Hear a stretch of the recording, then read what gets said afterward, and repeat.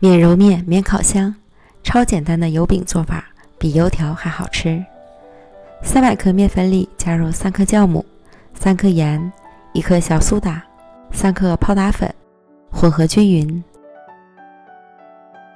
再加入1个鸡蛋、180克水，搅拌成絮状。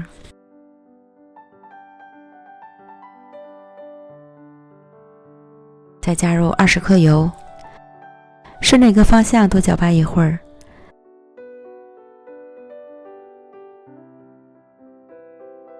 最后搅拌成细腻的面糊，表面刷油锁水，盖好保鲜膜，醒发至2倍大。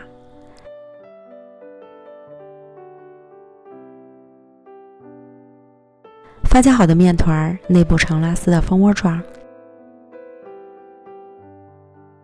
案板抹油防粘。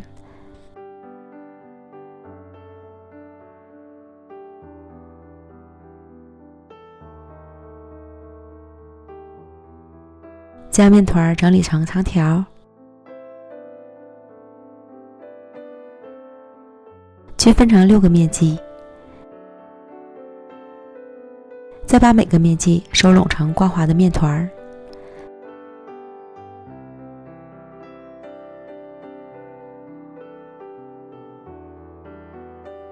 全部都做完后，取最先做好的面团，按扁成饼状，划3刀，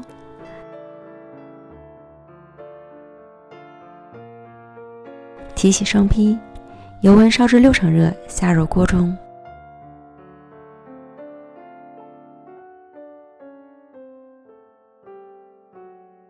底部炸至定型变色后翻面，另一面炸至上色，再次翻面，反复翻面2次，2面都炸至金黄即可控油捞出。